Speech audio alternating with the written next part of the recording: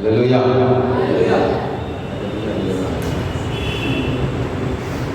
I thought God sent only Prabhakar for me. मैं सोच रहा था केवल प्रभा को मेरे लिए परमेश्वर भेजा है करके सोच रहे थे, बट அதுக்கு முன்னாடியே ராஜாவே எனக்காக அனுப்பியிருக்காரு. लेकिन उसके पहले से राजा को भी परमेश्वर भेज दिया मेरे लिए। எவ்வளவு நல்ல ஆண்டவர். परमेश्वर कितना अच्छा है। हालेलुया। हालेलुया। சரி, உங்க குரூப் டிஸ்கஷன் எல்லாம் நான் பார்த்தேன். आप लोगों के ग्रुप डिस्कशन को हमने देखा, நல்லா பண்ணியிருந்தீங்க. आप लोगों ने बहुत अच्छा से किए। நீங்க பேசுறது ஓரளவுக்கு என்னால கெஸ் பண்ண முடிஞ்சது. आप लोग जो भी चर्चा कर रहे थे उसको थोड़ा बहुत हम गेस कर रहे थे। நான் எதிர்பார்த்த மாதிரி ரொம்ப நல்லா டிஸ்கஸ் பண்ணியிருந்தீங்க. मैं जैसे सोच रहा था वैसे ही आप लोग बहुत अच्छा से विचार रखे थे। கடந்த மார்ச் மாதத்துல நான் ஷாப்பூர்ல இருந்த சாரன் டிஸ்ட்ரிக்ட், पिछले मार्च महीना में मैं शाहपुर करके एक जगह पर, அப்போ இதே மாதிரி ஒரு ஆக்டிவிட்டி கொடுத்திருந்தோம். वहां पर भी ऐसे ही एक कार्यक्रम रखा गया था। அவங்களும் உடனே நல்லா டிஸ்கஸ் பண்ணி வந்து அழகா பிரசன்ட் பண்ணாங்க. उन लोग भी बहुत अच्छा से आपस में चर्चा किए, उसको आके सामने आके बोले। எங்க ஊர்ல இந்த மாதிரி ஒரு ஆக்டிவிட்டி கொடுத்தோம்னா अगर यही काम को अगर हमारे गांव में देते हैं तो அவங்கள வந்து பேச வைக்கிறதுல நாங்க படாத பாடுபட வேண்டியது இருக்கும். उन लोगों को बातचीत कराने के लिए या उन लोगों को बात सामने आके बोलने के लिए, उन लोगों को खड़ा करने के लिए हम लोगों को बहुत मेहनत करना पड़ेगा। நீங்க உடனே இன்வால்வ் ஆகும்போது சந்தோஷமா இருக்கும். लेकिन आप लोगों ने तुरंत यहाँ आकर बातों को रखे थे, वो बहुत अच्छा लगा, बहुत खुशी हुआ। கர்த்தர் நல்லவர். परमेश्वर अच्छा है। நிறைய பேர் டிஸ்கஸ் பண்ணியிருந்தீங்க. आप लोगों ने बहुत सारे लोगों का नाम को चर्चा कर रहे थे। அதுல ரெண்டு டீமும் வந்து ஒரு சில காமன் நேம் டிஸ்கஸ் பண்ணியிருந்தீங்க. उनमें से दोनों ग्रुप जो है ये कुछ नामों को एक ही व्यक्ति के बारे में दोनों टीमों ने चर्चा किए थे। எனக்கு ஞாபகம் இருக்கிறது சவுல் ராஜா ரெண்டு பேரும் பண்ணியிருந்தீங்க. हमारे याददाश्त में साउल राजा के बारे में दोनों लोग किए थे। क्या ये सही है? யூதாஸ் காரியத்தை ரெண்டு பேரும் பண்ணியிருந்தீங்க. जूडास कारियत के बारे में सब लोगों ने चर्चा किए थे। அதுக்கு மேல வேற எதுவும் ஞாபகம் இல்லை எனக்கு. उसके बाद कुछ और तो याद में नहीं है। அப்புறம் தேவாஸ் பண்ணியிருந்தாங்க. तेमा के बारे में लोगों ने चर्चा किए थे। Very good. நானும் இன்னைக்கு இந்த செஷன்ல அந்த சவுல் ராஜாவை குறித்து தான் உங்களுக்கு காண்பிக்க போறேன். मैं आप लोगों ने बहुत अच्छा किया। मैं भी अभी इस शाम के सेशन में साउल राजा के बारे में आप लोगों के बीच में बातचीत करने जा रहा हूँ। நீங்க எல்லாருமே நல்ல ஓரளவுக்கு அவன் ஏன் விழுந்து போனான் அப்படின்றத கெஸ் பண்ணியிருந்தீங்க. आप सब लोगों ने उन्होंने क्यों गिरावट को सामना किए करके आप लोगों ने अच्छा से कोशिश की। நான் இன்னும் கொஞ்சம் ஆழமாக உங்களை கொண்டு செல்ல விரும்புகிறேன். लेकिन मैं आप लोगों का और गहरी बातों में ले चलने के लिए उन लोग क्यों गिर पड़े थे करके दिखाने जा रहा हूँ। அந்த சவுலை குறித்து இன்னும் நாம் ஆழமாக தியானிக்கும் போது साउल के बारे में और गहरे रूप में हम लोग जब जानेंगे, அவனுக்கு வந்து அதே பிரச்சனைகள் நமக்கு வருகிறது. और उनको जो समस्याएं आया था वो बातें हमें भी आ सकता है, आ रहा है। நாமும் அப்படிப்பட்ட காரியங்களிலே விழுந்து போவதற்கான வாய்ப்பு உண்டு. हम लोग भी साउल के समान गिरने के लिए संभावना तो है என்பதை நீங்கள் அறிந்து கொள்ள முடியும். इस बातों को आप इस वचन के द्वारा समझ सकते हैं। அல்லேலூயா. हालेलुया।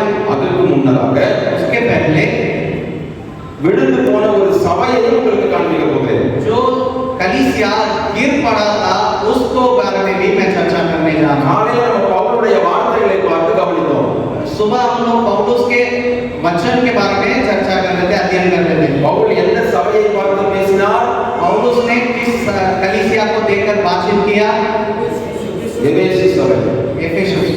எபேசு சபையில் இருக்கிற மூப்பர்களை கூப்பிட்டு एफिसियों के प्राचीनों को बुलाकर மணிக்கணக்கா அவங்களுக்கு எக்ஸ்பிளைன் பண்ணி उनको घंटे घंटे बातों को समझाकर சொல்லி முடிக்கும் போது அவர் சொன்ன முக்கியமான ஒரு காரியம், जो बातों का संक्षेप रूप में जो बताए थे, அந்த அப்போஸ்தலர் நடவடிக்கைகள் 20வது அதிகாரம் प्रेरितों के काम उसके 29 இருந்து வாசி. 29 पद से लेकर पढ़ेंगे। मैं जानता हूँ कि मेरे जाने के बाद फाड़ने वाले भेड़िया तुम में आएंगे जो झुंड को ना छोड़ेंगे। तुम्हारे ही बीच में से भी ऐसा मनुष्य उठेंगे जो चेलों को अपने पीछे खींच लेने को टेढ़ी मेढ़ी बातें करेंगे। 31 वाली वासिங்களா? 31 पद तक पढ़िएगा। इसलिए जागते रहो और स्मरण करो कि मैंने 3 वर्ष तक रात दिन आंसू बहा कर आइए को चितौनी देना ना छोड़ा।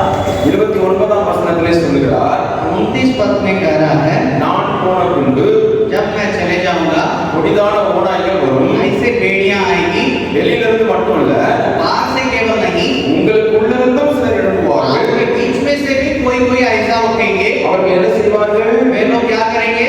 உங்களை தங்களிடத்தில் இழுத்துக் கொள்வார்கள். आप लोगों को अपने वश में करने के लिए प्रयास करेंगे. 9ஆம் வசனத்திலே அந்த வாக்கியம் சொல்லப்பட்டிருக்கிறது. 30वां आयत में ये बातें कहा गया है. மட்டும் நீங்கள் தேவனோடு இணைக்கப்பட்டிருக்கிறீர்கள். अभी तक आप लोगों ने परमेश्वर के साथ जुड़े हुए हैं, ஆனால் அப்படி எழுப்புகிற தவறான உபதேசத்தை பிரசங்கிக்கிறவர்கள், लेकिन ऐसे बुरे गलत संदेश को प्रचार करने वाले அவர்கள் என்ன செய்வார்கள்? वे लोग क्या करेंगे? தேவனிடத்தில் உங்களை சேர்க்க மாட்டார்கள். वे लोग परमेश्वर के पास आपको नहीं जोड़ेंगे, அவர்கள் உங்களை தங்களிடத்தில் எடுத்துக் கொள்வார்கள்.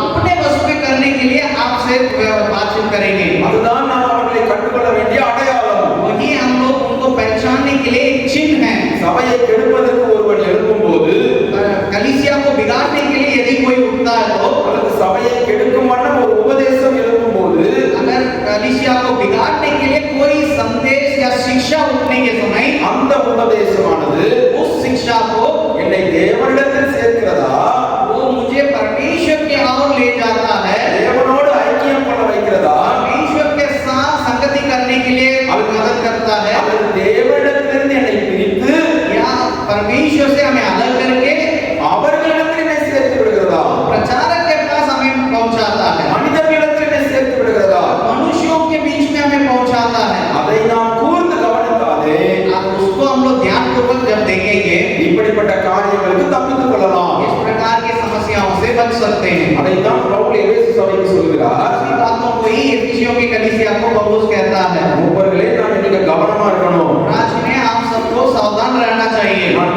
போகிறேன், मैं जाने वाला हूँ, வெளியே இருந்து சிலர் வருவாங்க, बाहर से कुछ लोग आएंगे, உள்ள இருந்து சிலர் எழுப்புவாங்க. भीतर से भी कुछ लोग उठेंगे, அவங்க உங்களை தங்களிடத்தில் எடுத்துக் கொள்வார்கள். लोग आपको अपने वश में खींचेंगे. பல ஆண்டுகளுக்கு முன்னே எபேசு சபைக்கு எச்சரிப்பு கொடுக்கப்பட்டது. कई साल के पहले ही एफिसियों की कलीसिया को चेतावनी दिया गया था. 31ஆம் வசனத்தின் கடைசியிலே பவுல் சொல்கிறார், 31 पद के अंतिम में पौलुस कहता है, ஆனபடியினால் நீங்கள் விழித்திருங்கள், इसलिए आप जागते रहें, நீங்கள் கவனமாயிருங்கள், आप सावधान रहें, நீங்கள் ஜாக்கிரதையாயிருங்கள், आप सचेत रहें, உங்களையும் பாதுகாத்துக் கொள்ளுங்கள், आप अपने आप को भी बचाए रहना है, உங்களிடத்தில் நான் விட்டு செல்கிற சபையையும் பாதுகாத்துக் கொள்ளுங்கள். आपके बीच में छोड़ के जाने वाले कलीसिया को भी बचाना है. இப்படியெல்லாம் சொல்லிவிட்டுத்தான் सारे बातों को समझाने के बाद அவர் பிற பகுதிகளுக்கு ஊழியத்துக்கு செல்கிறார். और उस अन्य जगह पर सेवकाई के लिए निकल चल पड़ा है. பல ஆண்டுகளாகிவிட்டது. बहुत साल बीत गया. அவர் சிறைச்சாலையில் அடைக்கப்படுகிறார். पौलुस बंदी गृह में बंद किया जा रहा है. ரோமாபுரியிலே 2 ஆண்டு காலத்திற்கு சிறையில் வைக்கப்படுகிறார். रोमियो के शहर में वो 2 साल घर में बंदी गृह में रखा गया है. பின்னர் அவர் விடுதலை ஆகிறார். उसके बाद उन्हें छुड़ाया गया. விடுதலையானவுடன் वो जब छुटकारा पाया, தீமோத்தேயுவை கூட்டிக் கொண்டு वो तीमोथी को लेकर தன்னுடைய பிரயாணத்தை தொடர்கிறார். वो फिर से अपनी यात्रा को शुरू कर रहे हैं. போகும்போது जैसे वे जा रहे थे, எபேசு பட்டணத்துக்கு வருகிறார். एफिसियों के जगह पर आते हैं. அதே எபேசு பட்டணத்திலே एफिसियों के शहर में அவர் உருவாக்கின சபைகளிலே और जिस कलीसिया को उन्होंने बनाया था, தீமோத்தேயுவை விட்டுவிட்டு तीमोथी को वहां सेवा के लिए छोड़ दिए. அவர் மக்கதோனியாவுக்கு போகிறார். वो मकदूनिया देश के लिए गए. எதற்காக தீமோத்தேயுவை அங்கே விட்டுவிட்டு சென்றார்? क्यों तीमोथी को वहां पर छोड़ के गए? தெரிந்து கொள்ளுங்கள். என்னோட 1 தீமோத்தேயுவின் புஸ்தகம், मेरे साथ बोलिएगा, पहला तीमोथी की पुस्तक 1 தீமோத்தேயுவின் புஸ்தகம், पहला तीमोथी की पत्री 1வது அதிகாரம். पहला अध्याय. எல்லாரும் எடுத்துக்கோங்க. அந்த வசனங்களை நம்ம கவனிப்போம். நம்ம வேகமா வாசிக்கும் போது சில நேரத்தில் முடியாது. जब हम लोग ध्यानपूर्वक पढ़ेंगे, क्योंकि जल्दी पढ़ने के समय समझने में दिक्कत होता. 4வது வசனத்தின் முற்பகுதி தமிழ்ல நம்ம போட்டுக்கு நீங்க படிக்க பார்ப்போம். चौथा पद, 4 पद को पढ़िएगा. और उसके उन शुरुआत कहानियों जी. और उन कहानियों और अनंत वंशवलियों पर मन न लगाएं. நான் மக்கதோனியாவுக்கு போகும்போது உன்னை எபேசு பட்டணத்தில் விட்டு வந்தேனே. அது எங்க இருக்கு? 4ஆம் வசனத்துல இருக்கா, 3ஆம் வசனத்துல இருக்கா? तीसरा पद को पढ़िए. जैसे मैंने मकदूनिया को जाते समय तुझे समझाया था कि इफिसुस में रहकर कुछ लोगों को आज्ञा दे कि अन्य प्रकार की शिक्षा न दे. ஓகே, அங்க என்ன சொல்லிருக்கு எனக்கு தெரியல.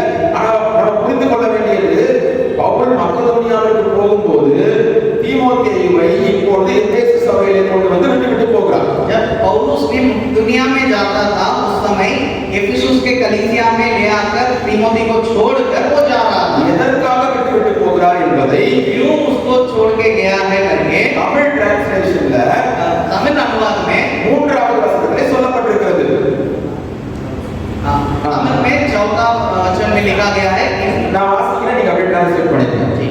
வேற்றுமையான உபதேசங்களை போதிக்காதபடிக்கு जो भिन्न प्रकार के उपदेशों को ना शिक्षा दे. யாரிடத்திலே சொல்லுகிறார்? பவுல் தீமோத்தேயுவிடத்திலே சொல்லுகிறார். உன்னை எபேசு பட்டணத்துல விட்டுட்டு வர்றேன், ஏன்னா அந்த சபை மக்கள் வேற்றுமையான உபதேசத்தை போதிக்காதபடிக்கு.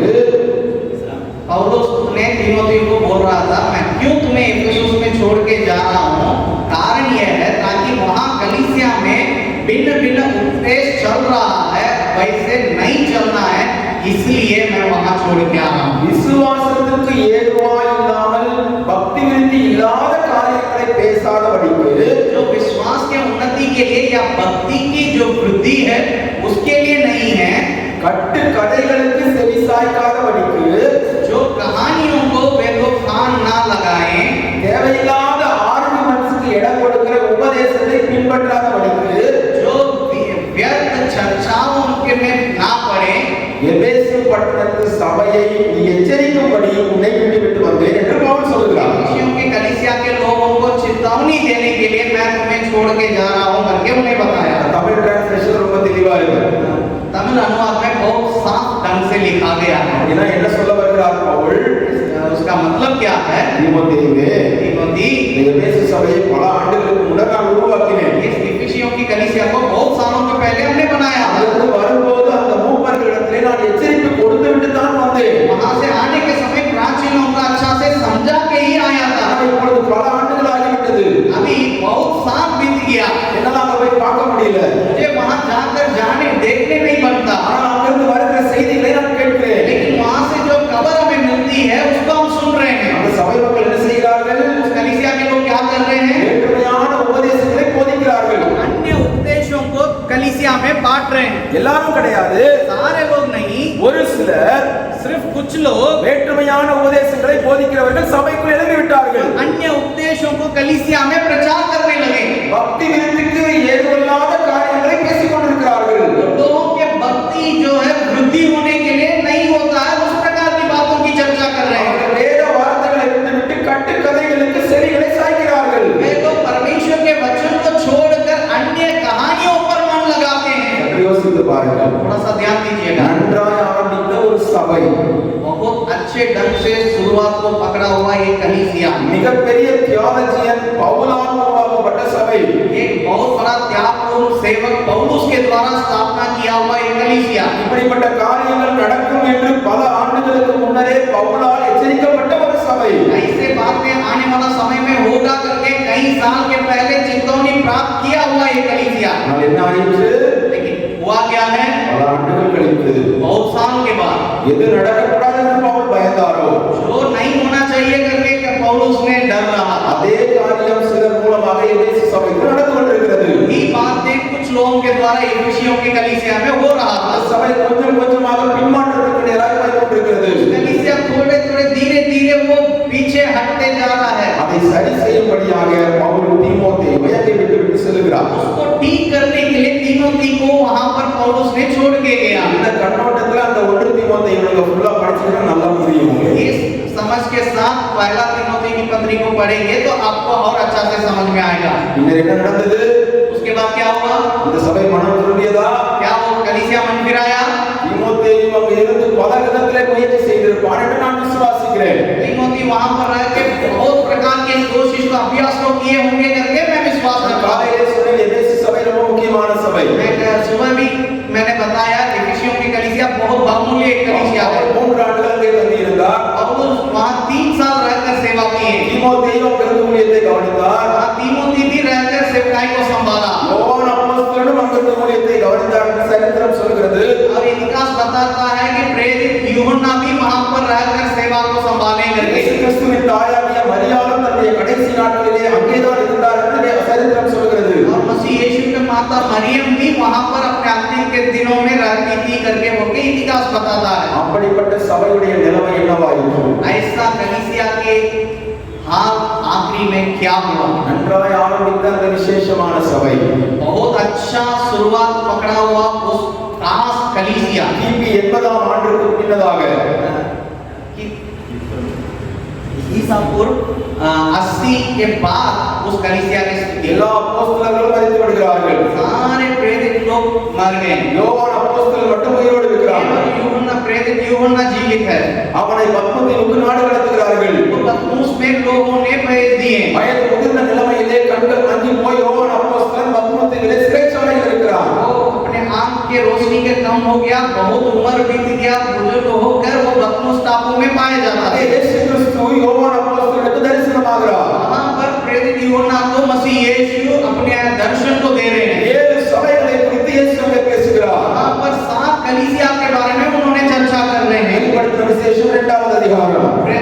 प्रकाशित वाक्य उसके दूसरा अध्याय है। அங்கே முதல் 7 வசனத்திலே எபேசு சபையை குறித்து வாசிக்கிறோம். वहां पहला 7 वचन में इफिसियों की कलीसिया के बारे में पढ़ते हैं। அப்போஸ்தலனாகிய பவுல் மரித்து விட்டான். वहां पर प्रेरित पौलुस मर गए, மற்ற எல்லா அப்போஸ்தலர்களும் மரித்து விட்டார்கள். बाकी सारे प्रेरित लोग मर चुके थे। கிட்டத்தட்ட இந்த சபை உருவாகி ஒரு 40-50 ஆண்டு காலம் ஆகி இருக்கும். ये कलीसिया उत्पन्न होके 40-50 साल बीतने के बाद இன்றைக்கு அந்த சபையை பார்த்து இயேசு கிறிஸ்து சொல்லுகிற வார்த்தை என்ன? आज उस कलीसिया को देख के मसीह यीशु क्या कहना चाहते हैं? 4வது वசனத்திலே चौथा पद को पढ़िएगा, 4 ஆனால் पद पढ़िएगा। ஆதியில் கொண்டிருந்த அன்பை விட்டாய் என்ற உன் பேரில் எனக்கு குறை உண்டு. पर मैं मेरे तेरे विरोध में यह कहना है कि तू अपना पहला सा प्रेम छोड़ दिया है। எபேசு சபையே ஆரம்பத்தில் நீ என் மேல் அன்பு கொண்டிருந்தாய். एफिसियों के कलीसिया तू पहले समय में मुझ में प्रेम रखा था, என்னை மிகவும் நேசித்தாய். तुम बहुत प्रेम रखा था। அப்போஸ்தலனாகிய பவுல் உனக்கு பல அறிவுரைகளை கொடுத்திருந்தான். प्रेरित पौलुस तुम्हें बहुत सारे शिक्षा दिए थे। அதுல ஒரு முக்கியமான அறிவுரை, उसमें एक खास शिक्षा ये था, சிலர் எழும்பி कुछ लोग उठकर உன்னை என்னிடத்திலிருந்து பிரித்து तुम्हें मुझसे अलग करके தங்களிடத்தில் சேர்த்துக் கொள்வார்கள் என்று எச்சரித்திருந்தான். अपने बस में कर लेंगे करके चेतावनी दी थी। ஆனால் அந்த அறிவுரை எங்கே போயிற்று? वो शिक्षा कहाँ गया था? உலகத்திலும் உலகத்தின் மேலும் அன்பு கூறாதிருங்கள் என்று நீ கேட்டிருக்கிறாயே. ये संसार और संसार की वस्तुओं पर प्रेम न रखे करके तुमने सुना है। நீ பெரிய அளவில் இந்த உலகத்திலே ஜொலிப்பாய் அல்லவா என்று எதிர்பார்த்தேன். मैं सोच रहा था तुम इस संसार में बहुत बड़े तारा के समान चमकेंगे करके सोच रहे थे। ஆனால் எபேசு சபையே, लेकिन एफिसियों की कलीसिया ஆதியில் கொண்டிருந்த அன்பை जो शुरुआत में जो प्रेम நீ था விட்டுவிட்டு तुम उसको छोड़ என்னை தள்ளிவிட்டு मुझे छोड़ त्याग कर உலகத்தை பிடித்துக் கொண்டு इस संसार को पकड़ कर உலகத்திற்கு உப்பாகவும் வெளிச்சமாகவும் இருக்க வேண்டிய நீ इस संसार के लिए नमक और ज्योति के रूप में रहना चाहिए, वो एफिसियों कलीसिया இன்றைக்கு பின்மாற்றத்தில் போனதென்ன என்று சொல்லி இயேசு அங்கே வேதனையோடு கூட பேசுகிறார். आज क्यों पीछे हट गया करके परमेश्वर ने एफिसियों की कलीसिया के साथ बातचीत कर रहे थे। அடுத்த வசனத்திலே சொல்கிறார், अगला वचन में बताया जा रहा நீ है, இன்ன நிலைமையில் இருந்து விழுந்தாய் என்பதை इसलिए स्मरण कर कि तुम किस स्थान से गिर पड़ा, அறிந்து கொண்டு மனம் திரும்பு என்று சொல்கிறார். उसको समझकर मन फिराओ।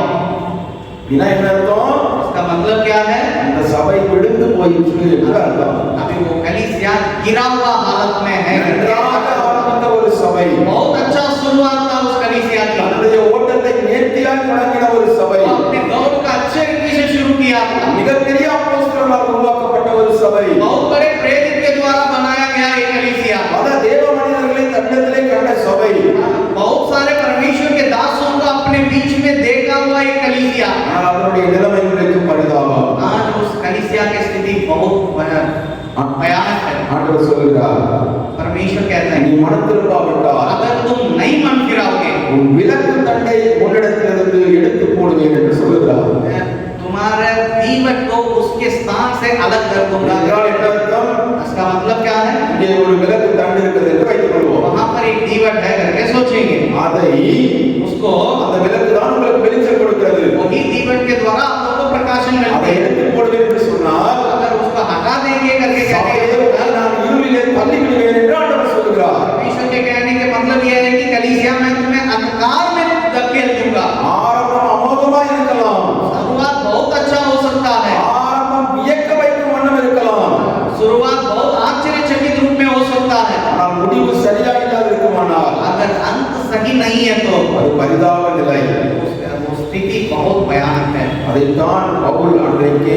சபையை எச்சரித்து சொன்னான்.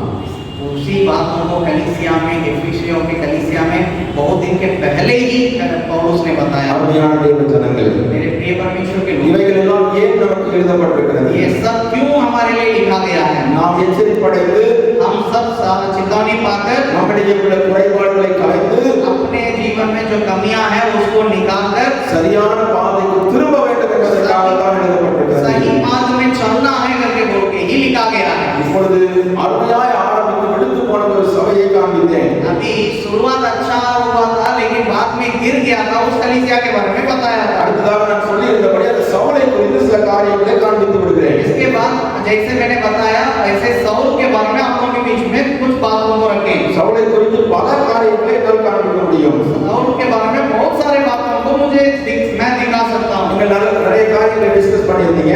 आपको बहुत सारे बातों को आप लोगों ने वहाँ पर चर्चा किए थे। வேகமாக அந்த சவுல் எப்படி ஆரம்பித்தான் என்பதை நான் முதலாவது காண்பிக்க போகிறேன். बहुत जल्दी से कैसे सौल ने अपने बातों को शुरू किया करके आपको दिखाने जा रहा हूँ। அவருடைய ஆரம்ப நாட்கள் ஆச்சரியப்படத்தக்கவைகள். उनका शुरुआत बहुत आश्चर्यचकित बात है। அப்படிப்பட்ட குணாதிசயங்கள் நம்மிடத்திலே பலரிடத்தில் இல்லை.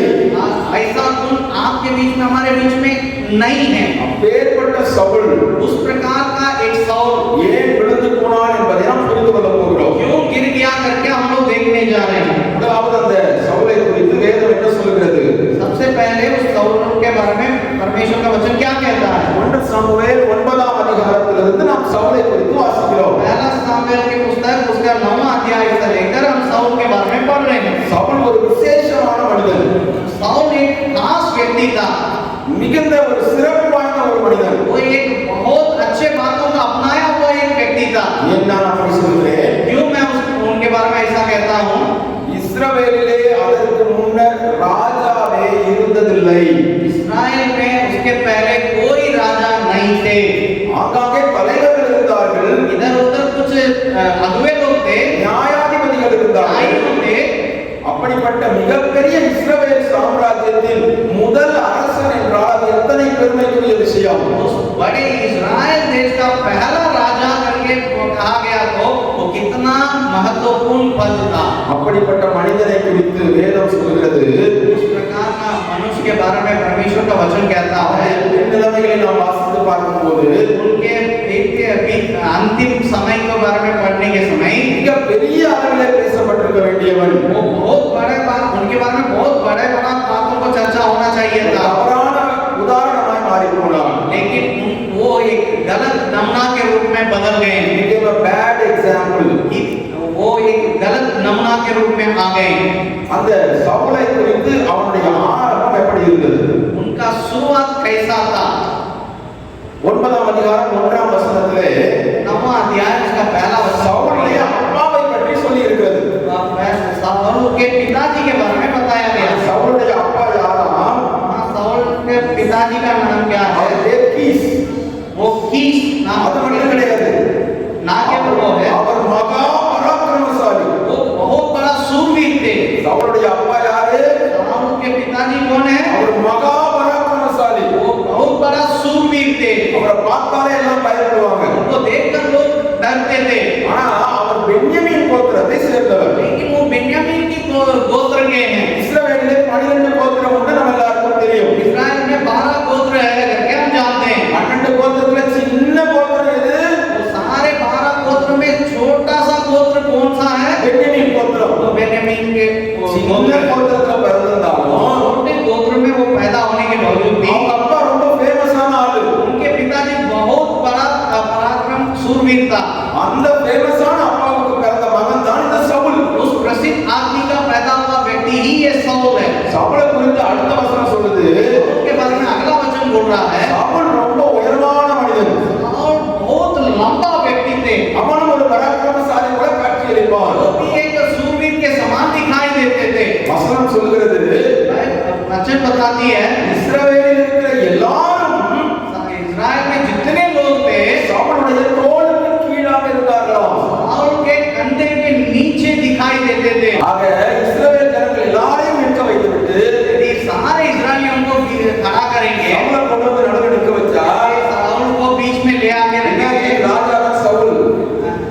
राजा को साउल समझिएगा எல்லாரும் இப்படிதான் இருப்பாங்க. सारे लोग ऐसे इतना ही इसके नीचे ही दिखेंगे ஏன் வசனம் என்ன சொல்லுது? क्यों वचन क्या कहता है எல்லாரும் அவன் தலைக்கு கீழே இருப்பாங்கன்னு சொல்லல. आप लोग उनके सर के नीचे करके नहीं बोल रहा है எல்லாரும் அவன் தோளுக்கு கீழாக இருந்தார்களா? सारे लोग उनके कंधे के नीचे दिखाई देते थे அப்படிப்பட்ட ஒரு விசேஷமான மனிதன் சவுல். इस प्रकार के विशेषताओं के साथ रहने वाला एक व्यक्ति இப்படிப்பட்ட ஒரு மனிதனுடைய குடும்பம் इस प्रकार का मनुष्य का परिवार அது பென்யமீன் கோத்திரமா இருந்தாலும் चाहे वो बेन्यामीन के गोत्र रहने के बावजूद भी இஸ்ரவேலர் எல்லாருக்கும் தெரிந்திருக்கும். सारे इस्राएलियों को मालूम है இப்ப அவன் வீட்டுல आज अभी उनके घर में கொஞ்சம் கழுத காணாம போச்சு. ये गधा जो है हो गया என்னாச்சு? क्या हुआ சவுல் வீட்டுல கழுத காணாம போச்சு. साउल के घर में एक गधा गायब हो गया ஆண்டவர் சில நேரங்களிலே அவருடைய திட்டத்தில் நேராக நடத்துவதற்கு परमेश्वर कभी कभी अपनी योजना के अनुसार चलाने के लिए நம்ம வீட்டுல இருக்கிற சில கழுதையை காணாம போக பண்ணுவார். हमारे घर में कुछ गधों को परमेश्वर ने बुला लेंगे அது கழுத போச்சு விட்டுறணும். उसके बाद गधा चला गया करके छोड़ देना அது நம்மை தேவ திட்டத்திற்கு நேராக நடத்தும். वो बातें जो है हमें परमेश्वर की योजना के और ले चलेगा இப்பொழுது அவங்க அப்பா சொல்றாரு சவுல்ட்ட, अभी साउल के पिताजी ने उनसे कहता है அப்பா நீ நம்ம வேலைக்காரரை கூட்டிட்டு बेटा तुम अपने मेरे सेवकों को लेकर கழுதையை தேடி போ. तुम गधा को ढूंढ के जाओ நல்ல கவனிக்க சொல்றது. ध्यान से सुनिएगा கழுதையை தேடி அவங்க 2 பேரும் போறாங்க. अभी गधा को ढूंढकर दोनों जन जा रहे हैं சவுலும் சவுலுடைய வேலைக்காரரும் போகிறார்கள். साउल और उनके सेवक दोनों जा रहे हैं பல இடத்துல தேடிட்டாங்க, கழுதை காணோம். बहुत सारे जगह पर ढूंढ लिए लेकिन गधा नहीं मिला அப்ப சவுல் சொல்றாரு, तब साउल बोलने लगे எங்க அப்பா கழுதையை காணோம் கவலையோட இருந்தாரு. मेरे पिताजी ने गधा के बारे में चिंतित थे இப்ப 3 நாள் ஆகி போச்சு. अभी तो 3 दिन बीत गया தான் மகனை காணோம் கவலைப்பட போறாரு. गधे को छोड़ के बच्चा के बारे में चिंता ना करें நம்ம திரும்பி போயிடுவோம்னு சவுல் சொல்றாரு. इसलिए चलो हम लोग वापस जाते हैं करके साउल कहता है அப்ப அந்த வேலைக்காரன் சொல்கிறார், तब साउल के सेवक ने बताया இவ்வளவு தூரம் வந்துட்டோம். इतना दूर आ गए இங்க சாமுவேல் ஒரு தீர்க்கதரிசி இருக்கிறார். यहाँ सामुएल नामक एक भविष्यद्वक्ता है நம்ம அவரை போய் பார்த்தா கழுதை எங்க இருக்குன்னு சொல்லிடுவார். यदि हम उनसे जाके मिलेंगे वो बता देंगे हमारा गधा कहाँ है உடனே சவுல் பார்க்கறான், तुरंत साउल देख रहा था நம்மகிட்ட இருந்த காசெல்லாம் காலியா போச்சு. हमारे पास जितना पैसा था वो सब खत्म हो गया என்கிட்ட ஒண்ணுமே இல்லை. இப்போ अभी हमारे पास कुछ भी नहीं है மார்க்கெட் காலி. हमारा पैकेट खाली हो गया தீர்க்கதரிசியை பார்த்தா நம்ம காணிக்கை கொடுக்கணும், என்ன பண்றது? भविष्यद्वक्ता को देखेंगे तो हमें कुछ दान देना है क्या करेंगे அப்ப வேலைக்காரன் சொல்கிறான், अब सेवक बता रहा है என்கிட்ட இன்னும் ஒரு 4 சேக்கல் இருக்குது. मेरे पास थोड़ा सा बातें हैं என் 4 சேக்கல் தான் சொல்லி இருக்குன்னு நினைக்கிறேன். वो थोड़ा सा பாத்துக்க வேண்டிய அந்த 50 அதிகாரத்தை வாசிச்சோம். அந்த 4 சேக்கல் நான் கொடுக்கிறேன், நீங்க அதை காணிக்கையா கொடுங்க என்று சொல்லுகிறான். वो जो 5 साइकिल की पैसा जो है उसको मैं दे रहा हूँ उसको आप दान में दे दीजिए करके बोल रहे हैं இந்த வேலைக்காரனை குறித்து நான் ஏன் பேசுகிறேன் என்றால் அதற்கு ஒரு காரணம் உண்டு. इस सेवक के बारे में मैं क्यों बोल रहा हूँ उसके लिए एक कारण है இந்த வேலைக்காரனை மனதில் வைத்துக் கொள்ளுங்கள். इस सेवक को आप ध्यान में रखिएगा அதை நான் உங்களுக்கு கடைசியிலே விளக்குவேன். बाद में मैं उसके बारे में समझाऊंगा இப்பொழுது அவனுடைய சொல்படி சாமுவேலிடத்திலே போகிறார்கள். अभी उनके वचन के अनुसार वो सामुएल की तरफ जा रहे हैं சாமுவேல் பார்த்தவனே சொல்றான், சவுலே நீ வருவே என்று எனக்கு தெரியும். सामुएल देखते ही बोल रहा है साउल तुम आएगा करके हमको मालूम है முழு இஸ்ரவேல் தேசத்தையும் நீதான் ஆளப் போகிறாய் என்று சொல்கிறான். पूरे इस्राएल देश को तुम राज करने जा रहे हो உடனே சவுல் சொல்றான், மறு உத்தரவு, तुरंत साउल बता रहे थे முழு இஸ்ரவேல் தேசத்திலும் என்னுடைய கோத்திரம் சின்ன கோத்திரம். सारे इस्राएल के गोत्र में मेरा ही गोत्र सबसे छोटा है ஏன்னா நான் பென்யமீன் கோத்திரத்தை சேர்ந்தவன். कि मैं बेन्यामीन गोत्र का हूँ பென்யமீன் கோத்திரத்திலும் मैं बेन्यामीन गोत्र में என் குடும்பம் ரொம்ப சாதாரண குடும்பம். मेरे परिवार एक साधारण परिवार है அப்படிப்பட்ட சாதாரண ஆளை என்ன போய் उस साधारण व्यक्ति मुझसे आप कहते हैं இஸ்ரவேலை கடத்த போகிறவன் நீதான் என்று சொல்லுகிறீரே, इस्राएल को चलाने वाला तुम है करके आप बोल रहे हैं ஏன் இப்படி சொல்றீங்க? क्यों ऐसे बोल रहे हैं எவ்வளவு தாழ்மை பாருங்கள். इतना नम्रता था நான் யார் என்பதை அறிந்திருந்த ஒரு மனிதன் இந்த சவுல். हम कौन है करके जानकारी रखने वाला एक व्यक्ति था साउल அவனுடைய ஆரம்பம் ஆச்சரியமானது. उनका शुरुआत बहुत आश्चर्यचकित है அவங்க அப்பா பராக்கிரமசாலி என்பது அவனுக்கு பெருமையை கொடுக்கவில்லை. उनके पिताजी शूरवीर करके बोल के वो बातें उन्हें घमंड में नहीं दिलाया முழு இஸ்ரவேல் தேசத்திலும் நான் தான் உயர்ந்தவன் என்பது அவனுக்கு பெருமையை கொடுக்கவில்லை. सारे इस्राएल में मैं ही लंबा व्यक्ति हूँ करके बोल के वो बातें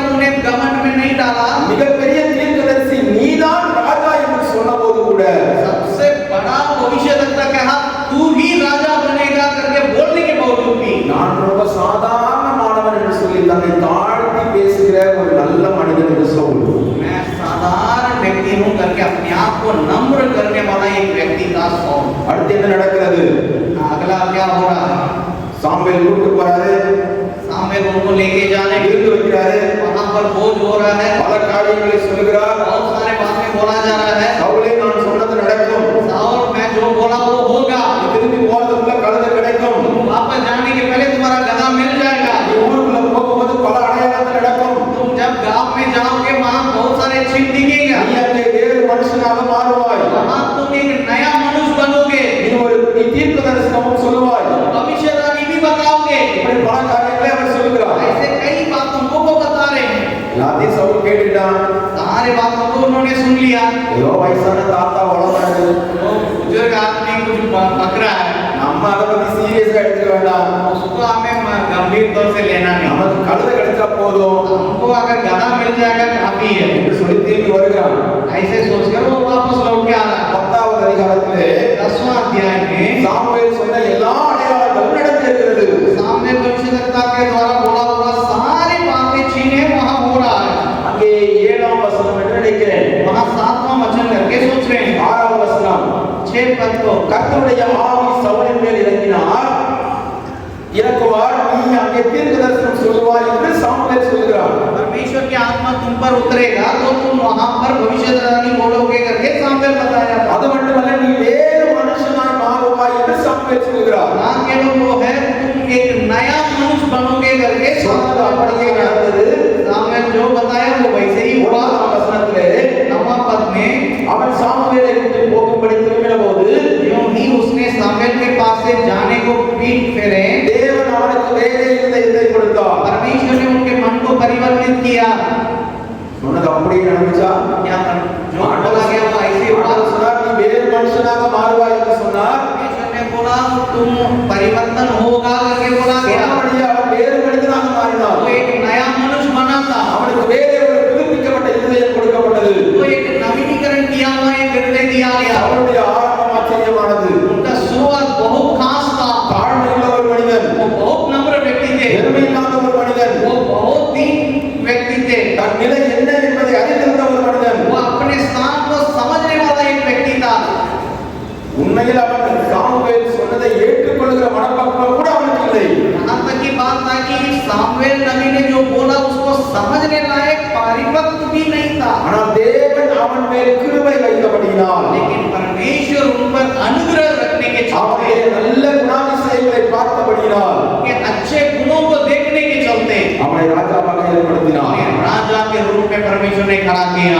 இப்பொழுது அவன் வேறு மனுஷனாக மாறிவிட்டான். अभी वो एक नया मनुष्य बन गया, தீர்க்க தரிசனம் சொல்லுகிறான். भविष्यवाणी बता रहा है, எல்லாரும் பார்க்கறாங்க. सारे लोग देख रहे हैं, இவன் கீசுடைய குமாரன் அல்லவா, ये तो कीस का बेटा बेटा है, என்ஜினியர் புத்திரன் அல்லவா, ये बेटे को उतर के ना है, இவனும் தீர்க்க தரிசனம் சொல்றானே. ये भी भविष्यवाणी कह सकता है। ஊரே பேசுகிறது. ऐसे करके पूरे गांव बोलने लगा। கழுதையெல்லாம் வந்து வீட்டு பக்கத்துல வர்றாங்க. अभी गधा भी मिल गया, गधा को लेके घर वापस लौट के आ रहे हैं। அவனுடைய சித்தப்பா வர்றாரு.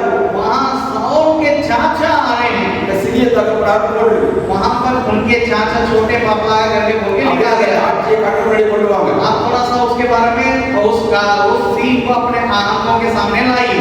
அங்கே அவன் பார்த்த உடனே சொல்லுகிறான், वहाँ वो देखने के बाद சாமுவேலை நாங்க போய் பார்த்தோம் என்று சொல்லுகிறான். वो सामुएल से मिले हैं और उस बातों को जो देखा वो सारे बातों को बता रहा है। அவன் என்ன கேட்கிறான் உடனே, அவங்க சித்தப்பா तुरंत उनके चाचा ने उनसे क्या पूछे? சாமுவேல் என்ன சொன்னாரு? सामुएल ने क्या कहा?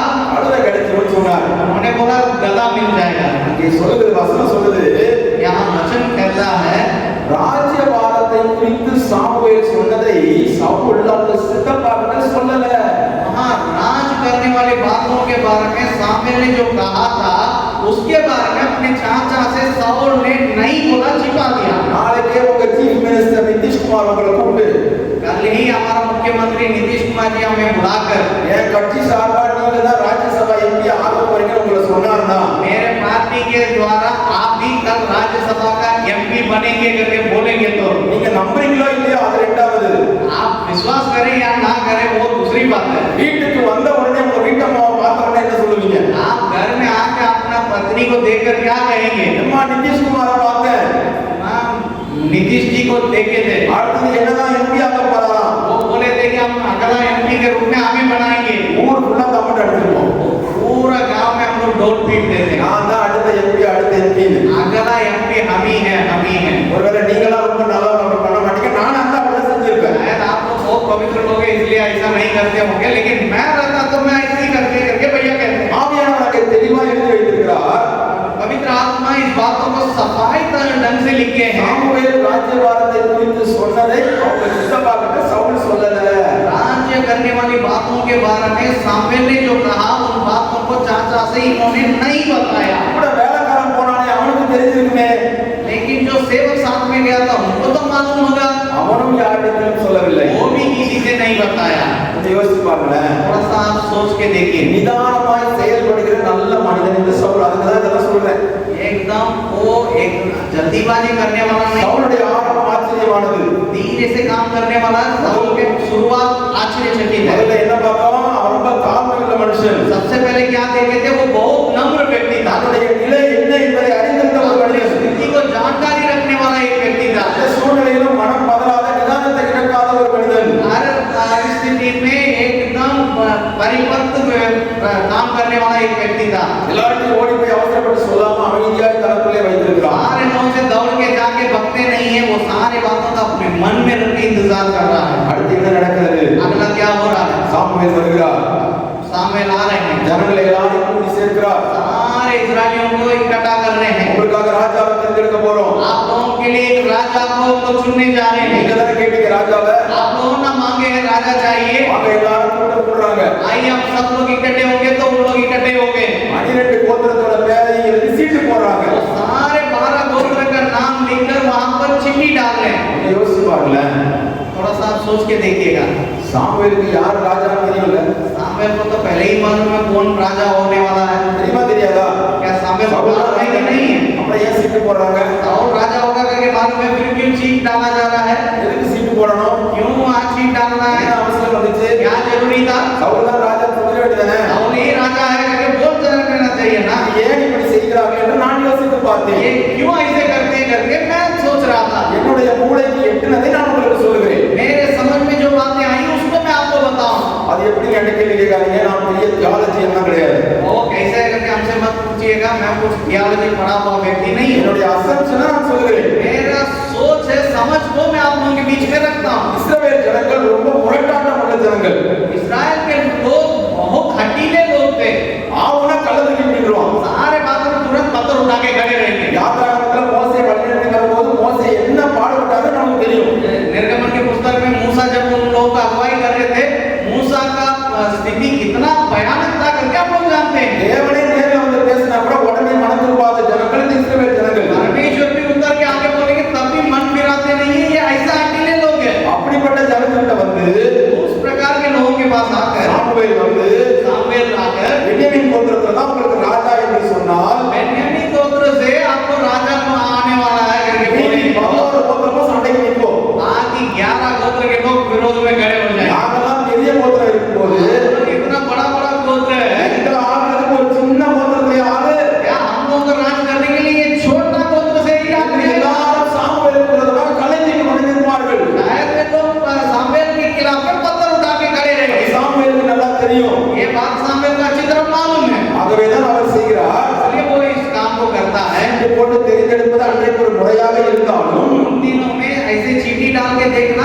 एक आदत होने के बावजूद भी இப்பொழுது சவுல் தான் ராஜா என்று சாமுவேலுக்கு தெரிந்த பிறகும் और ही राजा है करके मालूम होने के बावजूद भी அந்த சீட்டு போடப்படுகிறது. वहाँ वो चीट डाला जा रहा है। எந்த கோத்திரம்? பென்யமீன் கோத்திரம் வருது. कौन सा गोत्र है देखते हैं तो उसी में बेन्यामीन गोत्र பென்யமீன் है। கோத்திரத்துல எல்லா ஃபேமிலி எழுதி போட்டு கொடுக்குறாங்க. கீசுடைய ஃபேமிலி வருது. बेन्यामीन गोत्र के सारे परिवार का नाम को लिख के डाल रहे हैं, वहाँ कीस के परिवार के चीट आ रहा है। கீசுடைய ஃபேமிலில யாருன்னு பார்க்கறாங்க, சவுல் பேர் வருது. वहाँ कीस के परिवार में कौन है करके देख रहे हैं तो साउल का नाम आ रहा है। ஜனங்களால எதுவுமே பேச முடியாது. अभी सारे लोगों को कुछ विरोध में बोलने का मौका नहीं है। இப்பொழுது சவுல் தான் ராஜா என்று சாமுவேல் பிரகடனப்படுத்துகிறார். अभी साउल ही राजा है करके बोल के सामुएल सबके बीच में बोल रहे हैं। எல்லாம் சுத்தி ஊத்தி சவுல தேடுறாங்க, சவுல காணோம். सब लोग ढूंढ रहे हैं साउल कहाँ है करके, साउल दिखाई नहीं दे रहा। முத நாளே ராஜாவை காணோம். पहला दिन ही राजा गायब था, முத நாளே காணாம போயிட்டாரு. पहला दिन में ही वो गायब हो गया था। தேடுறாங்க எல்லாரும். सारे लोग ढूंढ रहे हैं।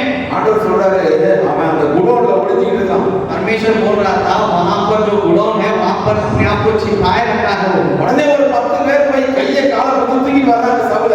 और तुरंत वहां पर लोग दौड़ के जाके उनको पकड़ कर लेकर आ रहे हैं। ஆவியானவர் என்ன சொல்ல விரும்புகிறார்? पवित्र आत्मा क्या कहने के लिए चाहते हैं? ராஜாவாகிறது என்பது ஒரு பெரிய பொறுப்பு. राजा बनना एक बहुत बड़ा पद है। இதை ஏற்றுக்கொள்வதற்கு நான் உண்மையிலே தகுதியானவன் இல்லை. तो जिम्मेदारी को लेने के लिए मैं योग्य नहीं हूं। ஆண்டவரே, அதுக்கு வேற யாராவது பெரிய ஆளை பார்த்துக்கோங்க. उसके लिए कोई बड़ा व्यक्ति को आप ढूंढिएगा प्रभु। என்ன தயவு செஞ்சு விட்டுருங்க. मुझे छोड़ दीजिए। தாழ்மையோடு சவுல் கெஞ்சுவது போல இந்த காட்சி இருக்கிறது. ऐसे नम्रता के साथ विनती करने जैसे साउल के उस बातें जो है वातावरण पाया जा रहा है। நல்ல மனிதன் சவுல் பாருங்கள். इतना अच्छा व्यक्ति था। இஸ்ரவேல் சாம்ராஜ்யத்துக்கு முதல் ராஜாவா ஆண்டவர் அவனை தேர்ந்தெடுக்கிறார். அவனுக்கு அதை ஏத்துக்கிறதுக்கு விருப்பம் இல்லை. हमारे इस्राएलियों के लिए राजा के रूप में पहला राजा के रूप में साउल को परमेश्वर चुन रहा है, लेकिन साउल उसके लिए तैयार नहीं था। எத்தனை நல்ல மனிதன் சவுல். कितना अच्छा व्यक्ति। அவனுடைய ஆரம்பம் எவ்வளவு ஆச்சரியமாக இருக்கிறது. उनके शुरुआत कितने आश्चर्यजनक है। முடிச்சிட்டு வந்து ராஜாவா அபிஷேகம் பண்ணிட்டாங்க. उनको पकड़ कर ले आकर राजा के रूप में अभिषेक किए गए। ஒரு குரூப் ஓரமா நின்னு பேசுது. ये ग्रुप जो है किनारे रहकर बुरा रहा है। போய் இந்த கீசுடைய குடும்பத்துல சவுல போய் ராஜாவா எடுத்து வச்சிருக்கீங்க. ये कीस के परिवार से साउल को राजा बना के रखी। இவனா நம்மை ரட்சிக்க போகிறான். क्या ये हम लोग को रक्षा करेगा? அப்படின்னு சவுல் காது பட பேசுகிறார்கள். ऐसे साउल के कान सुनने लायक वे लोग बातें कर रहे हैं। இப்ப சவுல் ராஜா ஆயிட்டாரு. अभी साउल राजा बन चुका था। நினைச்சா பட்டையை எடுத்து ஒரே போட முடியும். आते तो वो तलवार लेकर उसी समय खत्म कर सकता था। ஆனால் வசனம் சொல்லுகிறது, लेकिन परमेश्वर का वचन कहता है காது கேளாதவன் போல இருந்தான். और जो उसको सुनने के बावजूद भी अनसुना जैसे रह गया था। தன்னை நிந்திக்கிறவர்களை பார்த்து जो उनको निंदा कर रहे हैं उनको देखकर கோபம் கொள்ளாத ஒரு நல்ல மனிதன் இந்த சவுல். वो उन पर गुस्सा नहीं करते, ऐसा एक अच्छा व्यक्ति थे। நம்ம சாதாரண ஆட்கள். हम साधारण लोग हैं। நம்மள யாராவது ஒரு வார்த்தை சொல்லிட்டா உடனே எதிர்த்து நின்னுறோம். अगर हम लोग को कोई कुछ गलत बोल अगर हम लोग को कोई कुछ बोल दिया तो हम लोग तुरंत उसको विरोध करते हैं। ஆனா முழு இஸ்ரவேலுக்கும் ராஜா இந்த சவுல். लेकिन सारे इस्राएलियों के लिए राजा है ये साउल। அவனை பார்த்து ஒரு சிலர் கேலி பண்ணுகிறார்கள். ஆனால் அவன் அமைதியாக போகிறான். उनको देखकर लोगों ने मजाक कर रहे, टक्कर ला रहे, फिर भी वो शांति से जा रहा है। எத்தனை நல்ல மனிதன் இந்த சவுல் பாருங்கள். इतना अच्छा व्यक्ति था ये அவனுடைய साउल। ஆரம்பத்தை நீங்கள் புரிந்து கொள்ள வேண்டும். उनके शुरुआत को आप समझना जरूरी है। இப்படித்தான் ஊழியத்திலே பலர் அற்புதமாக ஆரம்பித்தார்கள். ऐसे ही सेवकाई में कई एक लोग अद्भुत रीति से सेवकाई को शुरू किए, ஆனால் அவருடைய பின்னிலைமை மிகவும் மோசம். लेकिन उनके बाद की बीती हुई बातें जो है बहुत भयानक हो गया। அடுத்து என்ன நடக்கிறது? उसके बाद क्या हो रहा है? இந்த 11வது அதிகாரத்திலே 11वां अध्याय में அங்கே ஒரு யுத்தம் வருகிறது. वहां एक युद्ध आ रहा அந்த है। யுத்தத்திலே சவுல் ஜெயித்து விடுகிறான். उस युद्ध में साउल विजय पा रहा है। சவுல் ஜெயித்து விட்டு வெற்றியோடு இடத்திற்கு வருகிறான். जब विजय पा करके वो वापस लौट के आ रहे हैं, அப்பொழுது அந்த 11ஆம் அதிகாரம் 11, 12, 13வது வசனத்திலே 12 और 13 पद में வாசிக்க வேண்டாம், நானே சொல்லுகிறேன். हम पढ़ना नहीं है, लेकिन हम ही बता देंगे। சவுலோடு இருக்கிறவர்கள் சொல்கிறார்கள், साउल के साथ जो थे वे लोग बोल रहे हैं, ராஜாவே, हे राजा, அன்னைக்கு நீங்க ராஜா பண்ணப்போ जिस दिन आप राजा बने थे ஒரு சிலர் உங்களை பார்த்து கிண்டல் பண்ணாங்க தெரியுமா?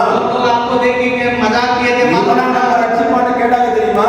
वो लोग पूछे थे यही हमें उद्धार करने वाला है। சாதாரண மனுஷன் நமக்கு ராஜாவான்னு கேட்டாங்க ये தெரியுமா? साधारण व्यक्ति हमारा राजा है क्या करके जो बोले थे मालूम है ना? அவங்களை புடிச்சு வந்து இன்னைக்கு வெட்டி போடுறோம் அப்படின்னு சொல்லுகிறார்கள். वो खींच के लाकर आज काट डालना है, அவங்களை கூட்டு வந்து நம்ம காமிக்கணும், பாத்தியா நான் ஜெயிச்சிட்டேன் அப்படின்னு. उनको बुला के लाके दिखाना है, देखो हम लोग जीत गए करके। நான் சவுல் என்ன செய்கிறான்? लेकिन साउल क्या बोल रहे हैं? ஆமாப்பா கூட்டு வா போட்டு தள்ளிடுவோம்னு சொன்னா क्या उनको बोला सही बात है, उनको भी आएंगे मार डालेंगे करके बोला था। தேவன் நமக்கு வெற்றி கொடுத்த நாள், ये परमेश्वर हमें विजय दिया था उस दिन। இந்த நாளிலே ஒருவரும் சாகக்கூடாது. इस दिन में कोई नहीं मरना இது चाहिए। நாம் சந்தோஷப்பட வேண்டிய நாள். ये दिन हमें आनंद मनाना है। என்னை நிந்தித்தவர்கள் நிந்தித்து விட்டு போகட்டும். हमें जो निंदा की है वो निंदा करते जाए, அதற்கு தேவன் பதில் செய்து கொள்வார். उसका परमेश्वर बदला देंगे। நான் அதற்காக அவர்களோடு போராட வேண்டிய அவசியம் இல்லை. उसके लिए उनके विरोध में जाने की जरूरत नहीं है। எத்தனை ஆச்சரியமான குணாதிசயங்கள் சவுலுக்குள். इतने आश्चर्यजनक बातें साउल के अंदर। அந்த நிந்தித்தவர்களை ஒருபோதும் அவன் காயப்படுத்தவில்லை. एक जो निंदा किए उनको किसी भी वक्त में उन्होंने चोट नहीं पहुंचाई। சத்ருவுக்கும் இரக்கம் பாராட்டுகிற ஒரு நல்ல மனிதன் இந்த சவுல். जो शत्रु पर भी तरस खाने वाला एक साउल, பிரச்சனை எங்கே ஆரம்பமானது? लेकिन समस्या कहाँ शुरू हुआ? 13வது அதிகாரத்திலே 13वां अध्याय में அந்த வசனம் அந்த அதிகாரம் இப்படியாக ஆரம்பிக்கிறது. उस अध्याय ऐसे बता रहा है, சவுல் ராஜ்யபாரம் பண்ணி ஒரு வருடமாகிவிட்டது. जैसे साउल के राजगद्दी शुरू होकर 1 साल बीतने के बाद, ஒரு வருஷம் ஆயிடுச்சுனாலே கொஞ்சம் கேர்ஃபுல்லா இருக்கணும். 1 साल हो गया तो तुरंत हम लोग बहुत सावधान रहना है। மிஷனரியா வந்து ஒரு வருஷம் ஆயிடுச்சுனா காலை தூக்கிடக்கூடாது. मैं मिशनरी बन के आके 1 साल हो गया तो तुरंत काल अपना नहीं उठाना है। இந்த சபையை கையில எடுத்து ஒரு வருஷம் ஆயிடுச்சு காலை தூக்கிடக்கூடாது. इस कलीसिया का हाथ में ले जिम्मेदारी लेकर 1 साल हो गया करके काल अपना नहीं उठाना है। இந்த ஊழியத்தை ஸ்தாபித்து இத்தனை நாள் ஆயிடுச்சுன்னு யோசிச்சிடக்கூடாது. हमारे सरकारी को करके शुरू करके इतना दिन हो गया करके सोचना भी नहीं। ஒரு வருடமாகிவிட்டது. 1 साल हो गया, அங்கேயும் ஒரு யுத்தம் நடக்கிறது. वहां पर भी एक युद्ध हो रहा है, அங்கேயும் சவுல் வெற்றி பெறுகிறான். वहां पर भी शाऊल विजय पा रहा है। இப்பொழுது சமாதான பலிகளையும் தகன பலிகளையும் செலுத்த வேண்டும். अभी शांति के बलिदान और मेल बलि को चढ़ाना है। அந்த நாட்களின் முறைப்படி சாமுவேல் தான் செலுத்த வேண்டும். उन दिनों के अनुसार सामुएल उसको चढ़ाना था। 7 நாளைக்குள்ளே நான் கில்காலுக்கு வருவேன் என்று சாமுவேல் சொல்கிறார். दिन के अंतर्गत में मैं गिलगाल आऊंगा करके सामुएल कहता அவன் है। 7 நாள் வெயிட் பண்ணி பார்க்கிறான். 7 दिन साउल इंतजार किया, 7 நாள் முடிஞ்சு 8வது நாள் ஆரம்பிக்குது. 7वां दिन खत्म होकर 8वां दिन शुरू हो रहा था। சவுல் பார்க்கிறான். साउल देख रहा था, நான் இன்றைக்கு ராஜா. मैं आज राजा, நான் யாருக்காகவும் காத்திருக்க வேண்டிய அவசியம் இல்லை. और किसी के इंतजार करने की जरूरत அவர் नहीं। 7 நாள் வெயிட் பண்ண சொன்னாரு. वो 7 दिन इंतजार करने बोले, அவர் 7 நாள் நான் சொன்ன மாதிரி வெயிட் பண்ணிட்டேன். उन्होंने जैसे बताया वैसे 7 दिन हम इंतजार 8வது நாள் வரலனா அது அவர் தப்பு 8वां दिन जो नहीं आया वो उनका गलती है। என்று சொல்லி ऐसे बोलकर சாமுவேல் செய்ய வேண்டிய வேலையை இவன் செய்கிறான். जो सामुएल को करना था उसको साउल करने जा रहा है। நமக்கு நியமிக்கப்பட்ட ஓட்டத்திலிருந்து நாம் மாறும்போது जो बातों को परमेश्वर हमारे लिए निर्धारित किए उसी से हम हटने के समय நம்முடைய விடுகை ஆரம்பமாகிறது. हमारे गिरावट शुरू होती है। ஆண்டவர் நம்மை எதற்கு அழைத்தாரோ அதுல தான் நம்ம ஃபோக்கஸ் இருக்க வேண்டும். परमेश्वर हमें किस बात के लिए बुलाया उसी की और हमारा ध्यान रहना है। அங்கே காரணம் சொல்லப்பட்டிருக்கிறது. कारण बताया गया, ஏன் சவுல் அப்படி செய்தானா? क्यों साउल ऐसे किया था। அங்கே ஜனங்கள் அவனை விட்டு சிதறி போனார்கள். 8வது வசனத்திலே वहाँ 8वां वचन में बता रहा है, साउल ने देखा वहाँ लोग उनको छोड़ के इधर-उधर होने लगे। 7 நாள் வெயிட் பண்ணான். சாமுவேல் வரல. 7 दिन वो इंतजार किया, सामुएल ने नहीं आया। முதல்ல ஜனங்கள் போக ஆரம்பிக்கிறார்கள். फिर लोग इधर-उधर होने लगे। சாமுவேல் இப்போ வந்துறாரு. सामुएल अभी आ गया, மத்தவனை ஏன் இப்படி பண்ணன்னு கேக்குறாரு. तुरंत पूछ रहे तुम क्यों ऐसे काम किया। சவுல் சொல்கிற பதிலை பாருங்கள். उसको साउल क्या बताता, 11வது வசனத்திலே 11वां आयत में ஜனங்கள் என்னை விட்டு சிதறி போகிறார்கள் என்று பயந்து நானே பலி கொடுத்து விட்டேன். लोग हमको छोड़ के इधर-उधर हो रहे करके डर के मारे मैंने ऐसा काम कर दिया। சவுலே யார் மீது உன்னுடைய நம்பிக்கை? साउल किसके ऊपर तुम्हारा भरोसा है। நீ சத்தியத்திற்கு நிற்பதனால் तुम सच्चाई के साथ खड़े होने से ஜனங்கள் உன்னை விட்டு போவார்களானால் अगर लोग तुम्हें छोड़ के चले जाएंगे, அப்படிப்பட்ட நண்பர்கள் ஜனங்கள் உனக்கு தேவையில்லை. इस प्रकार के लोग तुम्हारे लिए जरूरी नहीं है। யார் உன்னோடு இருந்தாலும் சரி, अगर कोई तुम्हारे साथ रहे, யார் உன்னோடு இல்லை என்றாலும் சரி, नहीं भी रहेंगे तब पर நீ भी கடைபிடிக்க வேண்டியது தேவனுடைய வார்த்தை மட்டுமே. आप परमेश्वर के वचन को ही पालन करना है। தேவ வார்த்தையின்படி கீழ்ப்படிந்து நடப்பதனால் आप परमेश्वर के वचन के आज्ञाकारी बनकर चलने के समय உன்னை விட்டு உன்னோடு இருக்கிற ஜனங்கள் போவார்களானால் उसको छोड़कर तेरे लोग तुम्हें छोड़कर जाएंगे, तो அப்படிப்பட்ட ஜனங்கள் உனக்கு தேவையில்லை. ऐसा लोग तुम्हें जरूरी नहीं है। அதை புரிந்து கொள்ளாத சவுல் उसको नहीं समझ पाया साउल। ஜனங்கள் எல்லாம் என்ன விட்டுட்டு போயிட்டா என்ன ஆகுறது? लोग हमें छोड़ के जाएंगे तो मेरा हाल क्या होगा। என்ன பண்ணணும்? பலிதானம் பண்ணணும். நானே கொடுத்துறேன். क्या करना, बलि न चढ़ाना, हम ही चढ़ा देते हैं। ஜனங்களோ लोग அல்லது இந்த உலகத்தின் எந்த காரியமோ या संसार की कोई भी बातें தேவ கற்பனைகள் என்று நம்மை பிரித்து விடக்கூடாது. ईश्वर के व्यवस्था से हमें अलग नहीं करना। அதை புரிந்து கொள்வதற்காக தான் இந்த சம்பவங்கள் எல்லாம் நமக்கு எழுதப்பட்டிருக்கிறது. सारे बातों को समझने के लिए ही ये घटनाएं हमारे लिए लिखी गई है। ஒருவேளை நீங்கள் யோசிக்கலாம், பலிதானம் கொடுத்தா அது ஒரு பெரிய தப்பா என்று. क्या एक बलि न चढ़ाया वो कोई बड़ी बात है क्या। ஆனால் எதற்காக நீ அதை செய்தாய்? लेकिन क्यों उसको किया। உனக்கு நியமித்த காரியத்தில் நிலைத்திருக்க வேண்டுமே. तुम्हारे लिए जो निर्धारित किया हुआ बातों में स्थिर रहना ராஜாவாக चाहिए। ஏற்படுத்தி இருந்தால் तुम्हें राजा बनाने के बाद ராஜாவுக்குரிய காரியத்தை மட்டும்தான் செய்ய வேண்டும். राजा के काम को केवल करना चाहिए। அதை தவிர்த்து வேறு எந்த காரியத்திலும் ஈடுபடக்கூடாது. उसको छोड़ के कोई अन्य काम को नहीं करना। இந்த ஊழிய होगा। பல காரியங்கள் நம்மை வேறு வழிக்கு கொண்டு செல்ல பார்க்கும்.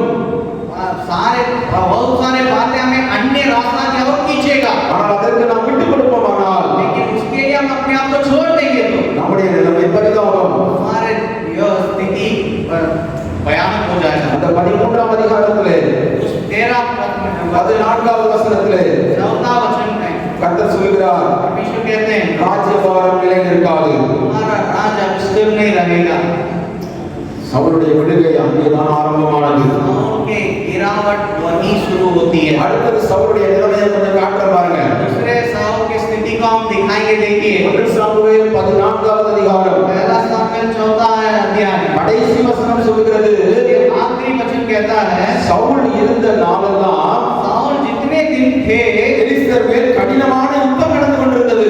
फिलिस्तीयों के ऊपर बहुत बड़े युद्ध होता रहा। ஒரு பராக்கிரமசாலியாகிலும் एक बड़ा सूरवीर को भी, ஒரு பலசாலியாகிலும் காணும்போது यदि कोई भी सूरवीर को वो देखने के समय அவர்கள் எல்லாரையும் சவுல் தன்னோடு கூட சேர்த்துக் கொள்ளுவானாம். वो किसी भी सूरवीर या योद्धा को देखने के बाद सबको अपने पास कर लेगा। அவன் தேவ பிள்ளையா, क्या वो परमेश्वर का தேவ தரிசனத்தை புரிந்து கொண்டவனா, क्या वो परमेश्वर के दर्शन के अनुसार काम कर रहे हैं? நம்முடைய ராஜ்யத்துக்கு ஏற்றவனா, क्या वो इस इस्राएल के राज्य के उचित आदमी थे? தேவன் உண்மையிலேயே இவனை என் கூட வைக்க விரும்புகிறாரா? क्या परमेश्वर सचमुच में उन्हें अपने साथ रखने के लिए चाहता है? அவன் நல்ல மனுஷனா, क्या वो अच्छा व्यक्ति है? தேவனுக்கு பயந்து நடக்கிறவனா? परमेश्वर के डर भय में चलने वाला சவுல் है? அதெல்லாம் பார்க்கல. और वो सब नहीं देखता। நீ பலசாலியா, क्या तुम सूरवीर है? நீ பராக்கிரமசாலியா, क्या तुम योद्धा है? உனக்கு உடனே நீ அரண்மனையில் இடம் உண்டு. तुरंत तुम हमारे किले पे आ जाओ। உலகத்தின் பலத்தை நம்பி விழுந்து போனான் சவுல். वो इस संसार के ताकत पर भरोसा करके गिर गया साउल। கர்த்தரை நம்பி கர்த்தரையே சார்ந்திருக்க வேண்டியவன். परमेश्वर के ऊपर भरोसा करके उन्हीं के ऊपर निर्भर होकर முழு जीना था। இஸ்ரவேலில் மிக உயரமான ஒரு மனிதன். सारे इस्राएलियों में सबसे लंबे व्यक्ति थे। ஆரம்பத்திலே தன்னுடைய பலத்தையே நம்பாத சவுல், शुरुआत में अपने ही बल पर वो विश्वास नहीं रखता था। கர்த்தரையே சார்ந்திருந்த சவுல் परमेश्वर के ऊपर ही निर्भर होकर जी रहा था। அன்றைக்கு ஊர் ஊரா பலசாலியையும் பராக்கிரமசாலியையும் தேடி அலைகிறான். आज पूरे गांव में सूरवीर योद्धाओं को ढूंढ ढूंढ के परेशान है। ஏன்? क्यों? கர்த்தர் மேல் இருந்த நம்பிக்கை போய்விட்டது. परमेश्वर के ऊपर जो भरोसा था वो चला இந்த गया। உலகத்தில் மனிதர்கள் தான் என்னை காக்க முடியும் என்று சொல்லி மனிதர்கள் மேல உலகத்தின் மேல நம்பிக்கை வைத்து விழுந்து போனான் சவுல்.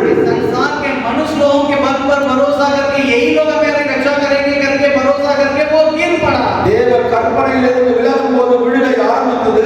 परमेश्वर की व्यवस्था से हटने से उनका गिरावट शुरू हुआ। மனிதர்களை தேடி மனிதர்களை நம்பி போகும்போது விழுகை இன்னும் தீவிரமானது. मनुष्यों को खोजकर मनुष्यों के भरोसे पर चलने के समय उनकी गिरावट और मजबूत होने लगा। அடுத்த 15வது அதிகாரத்திலே उसके बाद 15वां अध्याय அமலேக்கியரோடு யுத்தம் நடக்கிறது. अभी अमलेकियों के साथ एक युद्ध हो रहा है। சாமுவேல் கட்டளையிட்டிருந்தான், अभी सामुएल ने आज्ञा दी थी எல்லாம் அழிக்கப்பட வேண்டும். और उनकी सारी बातें पर नष्ट किए जाने அங்கே चाहिए। இருக்கிற விலங்குகள், ஆடுகள், மாடுகள் எதையும் நீ கொண்டு வரக்கூடாது. उनके मनुष्य प्राणी सारी बातें वहां मर जाना चाहिए। அவைகள் சாபத்தீடானது என்று கட்டளையிடப்பட்டிருந்தது. तो सब श्राप भी तय करके सिखाया गया था। சவுல் என்ன செய்தான்? लेकिन साउल ने क्या किया? யுத்தத்திலே வெற்றி பெற்றான். युद्ध में तो विजय पाया, எல்லா விலங்குகளையும் கொண்டு வந்தான். सारे जानवरों को लाया। ஃபர்ஸ்ட் குவாலிட்டி, जो पहला स्थिति में है, செகண்ட் குவாலிட்டி, जो दूसरा स्थान में है, இதெல்லாம் தனியா பிரிச்சு வச்சான். वो सबको अलग कर दिया था। நோஞ்சா மாடு ஒண்ணுக்கு இல்லாத மாடு, வயசான மாடு எல்லாத்தையும் அந்த பக்கம் தள்ளலாம். जितने भी गया गुजरा है, बेकार है, वो सबको मार डाला, அதையெல்லாம் அழிச்சான். वो सबको खत्म किया। இதையெல்லாம் நைசா சேர்த்து வச்சுக்கிட்டான். ये सबको एक अलग ऐसे अपने बस में कर दिया। மூன்றாவது சவுலுடைய விழுகை ஆரம்பித்தது. तीसरा साउल के गिरने का बातें शुरू हुआ। அவனுக்குள் கண்களின் இச்சையும் பொருளாசையும் வந்தபோது அவனுடைய விழுகை ஆரம்பித்தது. आंखों की अभिलाषा और बात संसार की वस्तु के ऊपर उनके लालच बढ़ने से उनकी गिरावट और आगे बढ़ने लगा। சவுலே தேவன் எல்லாவற்றையும் நிர்மூலமாக்க வேண்டும் என்று அல்லவா சொன்னார். साउल को परमेश्वर ने आज्ञा दी थी सारे बातों को नष्ट करना चाहिए। எனக்கு தேவையான ஆஸ்தியையும் ஐஸ்வர்யத்தையும் எக்கச்சக்கமாக நான் இஸ்ரவேல் தேசத்திலே வைத்திருக்கிறேனே.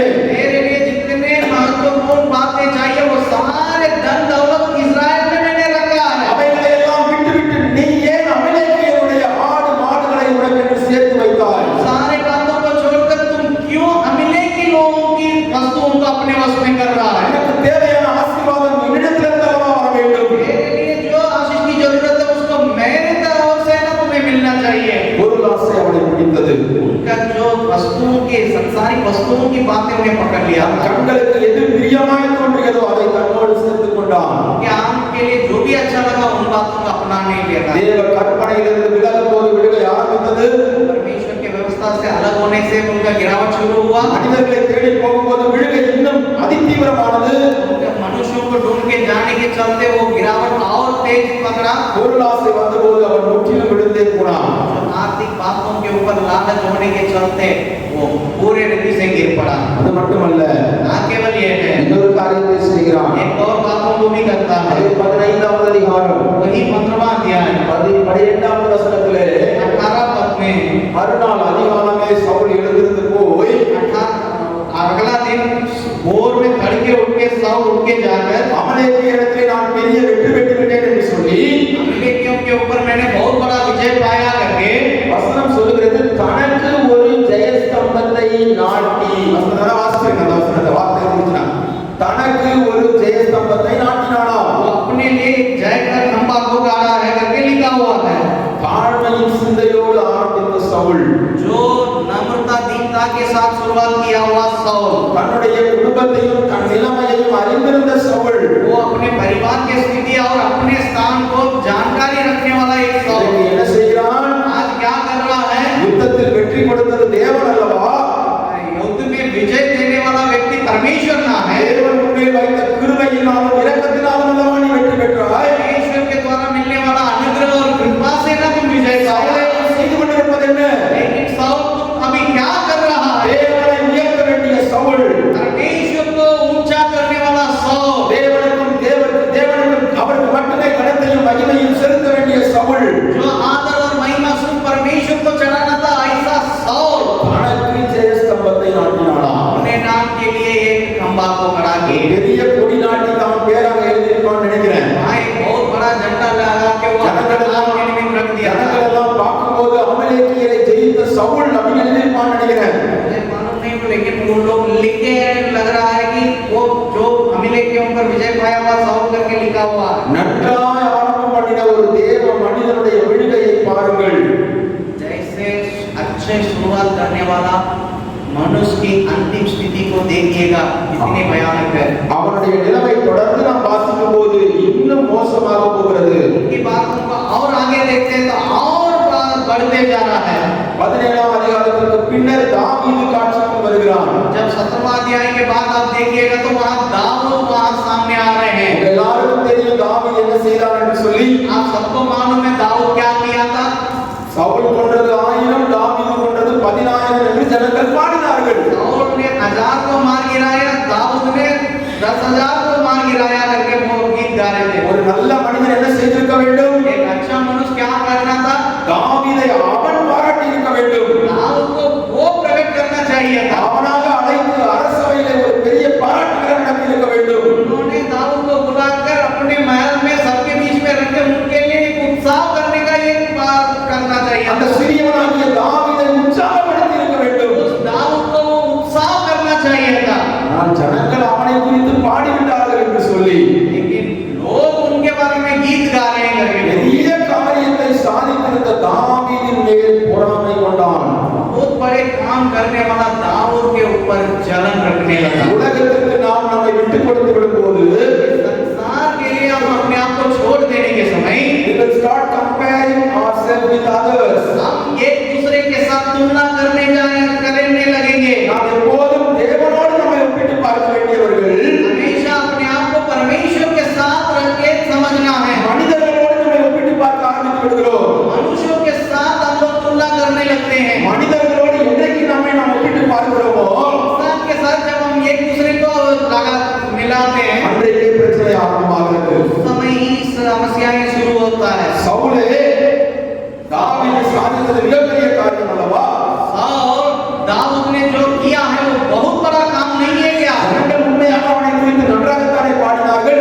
वो उनके बारे में सही बातों को ही गाया था।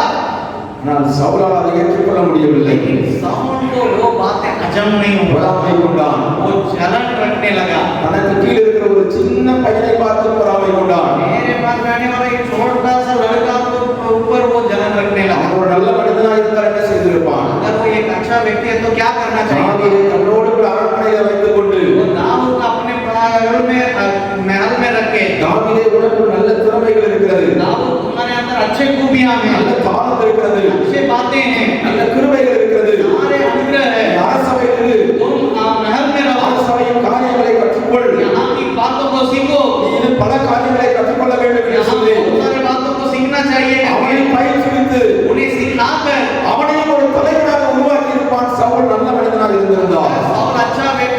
व्यक्ति है तो वो उनको भी एक अच्छा अगुवा बना देते हैं। இதுதான் தேவனால் நடத்தப்படுகிற மனிதனுக்கும் உலகத்தால் நடத்தப்படுகிற மனிதனுக்கும் உள்ள வித்தியாசம். यही परमेश्वर के द्वारा चलाए जाने वाला व्यक्ति और मनुष्य के या संसार के द्वारा चलाए जाने व्यक्ति के बीच में जो फर्क है। தேவனால் நடத்தப்படுகிற மனிதன் परमेश्वर के द्वारा चलाए जाने वाला व्यक्ति பிறரை பார்த்து பொறாமைப்பட மாட்டான். दूसरा को देख के जलन नहीं रखता है।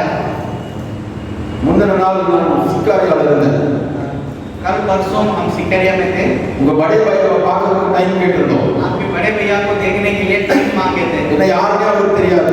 मैं कौन हूं करके वो नहीं जानते। நான் பல நேரங்களில் அவருடைய ईमेल நான் பேசி இருக்கிறேன். कई बार मैं उनके साथ ईमेल में बातचीत किया हूं। நான் பெரிய கேள்வி ஏதாவது அனுப்பினாலும் கூட मैं बहुत बड़ा सवाल को भेजने के बावजूद भी அவர் வேற எதுவும் பிஸியா இல்லைன்னா अगर वो किसी अन्य बातों में व्यस्त नहीं है तो 2 நிமிஷம் எனக்கு ரிப்ளை பண்ணுவார்.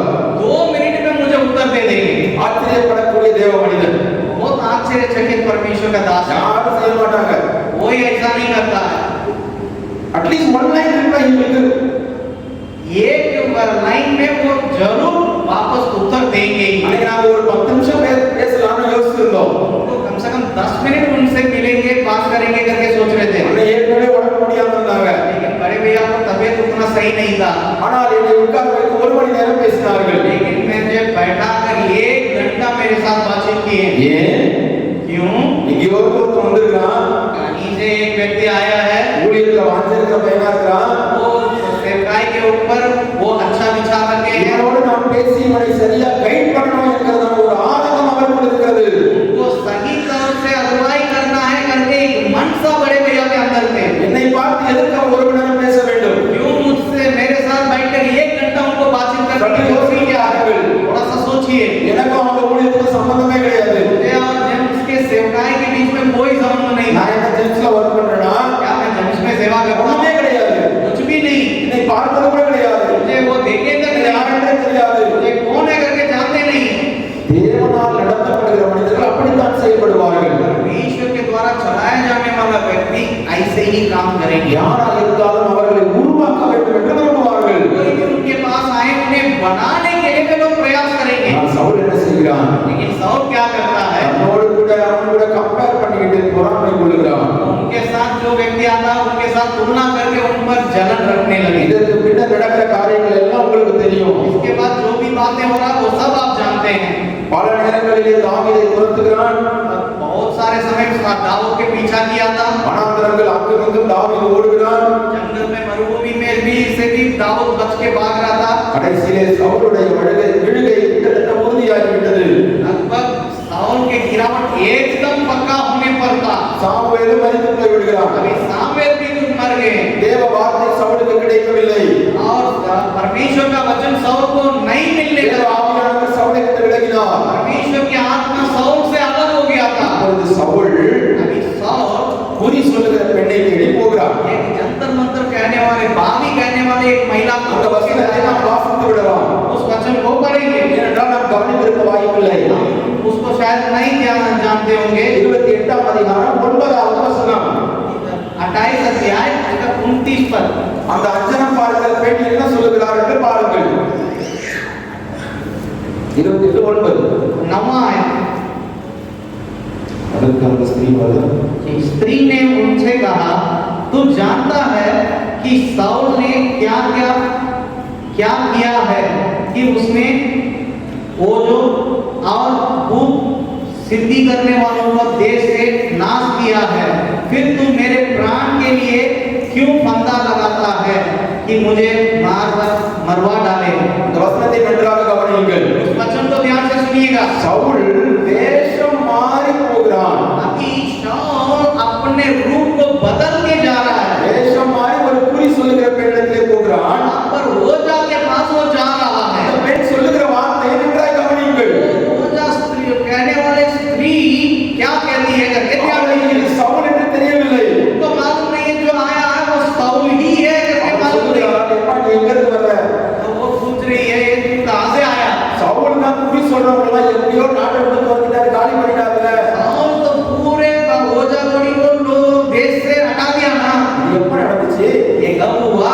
வேதத்திலே எழுதப்படவில்லை. ये वचन में नहीं लिखा। ஆனால் அந்த பெண் சொல்லுகிறதை வைத்து பார்க்கும்போது लेकिन वो ओजा के अनुसार அவன் ராஜாவான அந்த நாட்களிலேயே वो जब राजा बने थे उन दिनों में ही அவன் தேவனுக்கு பயந்து நடந்த அந்த காலத்திலே परमेश्वर से डर के मारे जीने के समय में ही தேசத்திலே மந்திரவாதிகள் குறி சொல்கிறவர்கள் இருக்கக்கூடாது என்று சொல்லி துரத்தி விட்டார்கள். इसमें रोजा कोड़ी के लोग नहीं रहना करके हटा दिया था। ஆனால் இந்த பெண் ரகசியமாக உட்கார்ந்து குறி சொல்லிக் கொண்டிருக்கிறார். लेकिन ये स्त्री वहां अपने आप को छिपा कर वहां पर वही काम कर रही है। அதைத்தான் அந்த பெண் இப்போது சொல்லுகிறாள். अभी वही बातों को वो स्त्री कह रही है। சவுல் தான் தடுத்து துரத்திட்டாரே, और तो पहले ही बहा दिया था। நீ பாட்டுக்கு இப்படி குறி சொல்ல வந்திருக்கிறீரே, இது நியாயமா என்று கேட்கிறார். तो यहाँ पर हमसे पूछने आए हो ये क्या ये सही है क्या सही है? யாருக்காவது வெளியே தெரிஞ்சிச்சுன்னா என்னை கொன்றுவாங்க என்று சொல்லுகிறார். अगर कोई इस बातों को जानेगा लोग हमको मार डालेंगे। ஒரு காலத்திலே தேவனுக்காக வைராக்கியமாய் நின்றவன் இந்த சவுல். एक दिन में परमेश्वर के लिए धुन दिखाने वाला था ये साउल। எந்த குறி சொல்லுகிறவர்களை தேசத்திலிருந்து துரத்தினானோ, जो रोजा को देश से दूर बहा दिया था, எந்த சாபத்தினானவர்களை தேசத்தை விட்டு அகற்றினானோ, जो श्रापित लोगों को देश से अलग किया था, அதே நபர்களிடத்திலே போய் நிற்கிறான். इन्हीं के सामने जाके करा है। எனக்கு ஏதாவது தேவ வாக்கு சொல்லுங்க என்று நிற்கிறான். तो कुछ ना कुछ परमेश्वर का वचन तो बताइए। அருமையான தேவ ஜனங்களே, मेरे प्रिय परमेश्वर के लोग, ஆண்டவர் எவ்வளவு வேதனைப்பட்டிருப்பார். परमेश्वर कितना दुखित हुए होंगे। சவுலே நீ நன்றாய் ஆரம்பம் பண்ணினவன், ये सब तेरा शुरुआत बहुत अच्छा था। எத்தனை வைராக்கியமான தேவ மனிதன், इतना दुख दिखाने वाला परमेश्वर के दास था। விழுந்து போனாய், आज गिर पड़ा, கடைசியிலே முற்றிலும் சாட்சியை இழந்து போகத்தக்கதாக अंत में सारे गवाहियों को खोने देते। நீ தேசத்தை விட்டு துரத்தின அதே அக்கிரமக்காரர்களிடத்திலே போய் நிற்கிறாயே என்று தேவன் அங்கலாய்த்திருப்பார். तो देश से जिनको हटाया उनके सामने जाने के लिए भी वेश बदल कर जाके कहा है करके परमेश्वर में दुखित हुए। சவுளுடைய விழுகை மிக மிக மோசமானது. साउल के बीते भी समय जो है बहुत भयानक था। கடைசி அதிகாரம் கடைசி 2 வசனம் சொல்கிறது.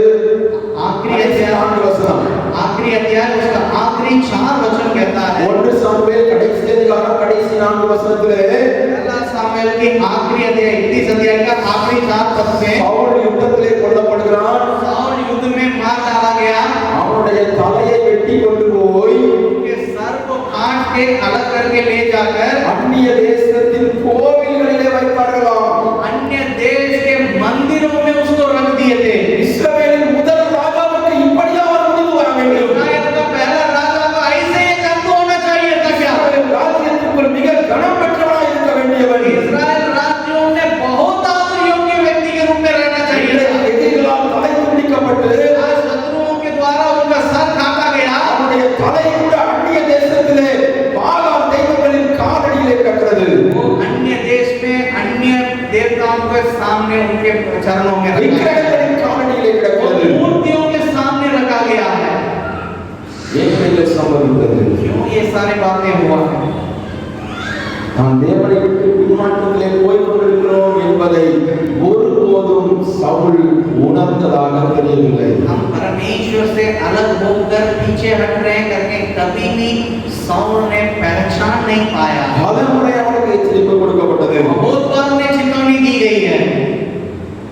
ஊழியத்தின் பாதையிலே, सेवकाई के राहों में, கிறிஸ்தவ ஓட்டத்திலே मसीह के दौड़ में நாம் தவறே செய்யாமல் ஓடிவிட முடியாது. हम लोग एकदम सीधा व्यक्ति के रूप में दौड़ नहीं सकते गलती के बिना। ஆனால் தவறு என்று தெரிந்தும் लेकिन गलती को जानने के बावजूद भी அதிலே நிலை கொண்டிருக்கிற மனிதன் उसी में बने रहने वाला व्यक्ति ஒருபோதும் எழும்ப முடியாது. कभी भी फिर नहीं उठ पाता। அதுதான் சவுளுடைய நிலைமை. यही अभी साउल का स्थिति है। கேட்டுக்கொண்டிருக்கிற அருமையான தேவ ஜனங்களே, तो मेरे लोग जो परमेश्वर के लोग इसको सुन रहे हैं, சவுளுடைய வாழ்க்கை நமக்கு ஒரு எச்சரிப்பாக இருக்கட்டும். साउल के जीवन हमारे लिए एक चेतावनी बने। எப்பேற்பட்ட தேவ மனிதர்கள் விழுந்து போவதற்கான வாய்ப்புகள் உண்டு.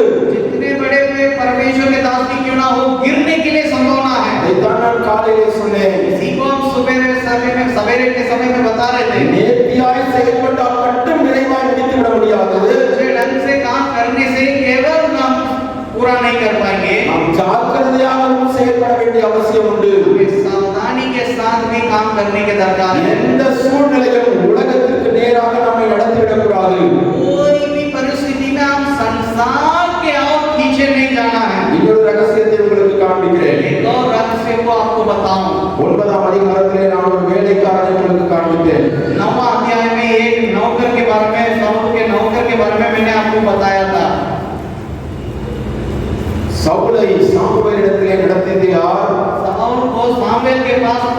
गया था? சொல்லுங்க, யார் நடத்தினது? बोलिए कौन उनको ले गया था? சவுலுடைய வேலைக்காரன். साउल का नौकर। சவுலுக்கு சாமுவேல் என்றால் யார் என்றே தெரியாது. साउल को सामुएल कौन है करके भी मालूम नहीं था। அப்படி ஒரு தீர்க்கதரிசி இருக்கிறார் என்பதை கூட அவன் அறிந்திருந்தானா என்று எனக்கு தெரியவில்லை. ऐसा एक भविष्यवक्ता है करके वो जानता था है कि नहीं हमें मालूम नहीं। சவுலுடைய வீட்டிலே அற்பமாய் எண்ணப்படுகிற ஒரு வேலைக்காரன். लेकिन साउल के घर में काम करने वाला एक साधारण व्यक्ति, சவுலுக்கு வழித்துணைக்காய் அனுப்பி வைக்கப்பட்டிருந்தவன், जो साउल के रास्ता में मदद करने के काम के लिए जिम्मेदारी देकर भेजा हुआ அந்த மனிதன் அன்றைக்கு சவுலை சாமுவேலிடத்திலே நடத்தாமல் இருந்திருப்பானால், अगर उस दिन वो व्यक्ति सामुएल के पास साउल को अगुवाई नहीं किए रहते, சவுல் என்கிற பெயர் ராஜாவாக வேதத்திலே சொல்லப்பட்டிருக்குமா என்று எனக்கு தெரியவில்லை.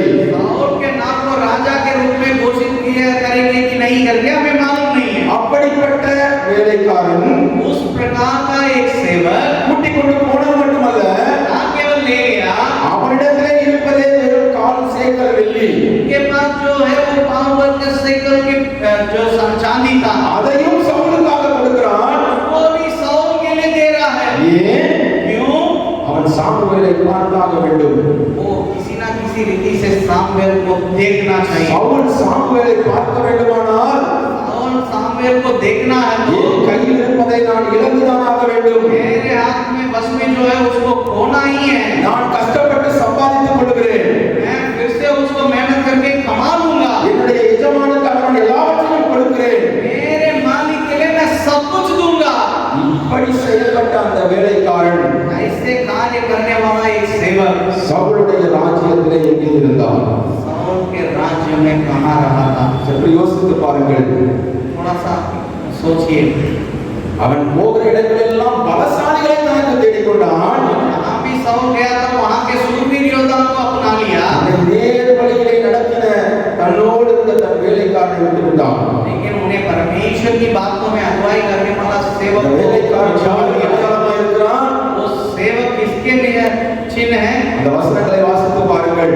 उस वचन को पढ़ के देखिए। அவன் ஒரு அதிகார துணியோடு கூட அங்கே சொல்லுகிறான், वो एक अधिकार से उस वचन को कहता है, சவுலே நாம் சாமுவேலிடத்திற்கு போவோம். साउल हम सामुएल के पास जाएंगे। பிதாவாகிய தேவனை அவன் வெளிப்படுத்துகிறான். पिता परमेश्वर उन्हें वहां पर இரண்டாவது, தன்னிடத்தில் இருந்த எல்லாவற்றையும் கொடுத்தான். वो अपने जो भी बातें वो रखा था वो सारी बातों को दे दिया था। தன்னுடைய ஜீவனையே நமக்காக கொடுத்த இயேசு கிறிஸ்துவை அவன் வெளிப்படுத்துகிறான். वो अपने जीवन को देने वाला मसीह यीशु को प्रकट कर रहा है। சவுலை தேவ திட்டத்தின்படி சரியான பாதையிலே அவன் நடத்தினான்.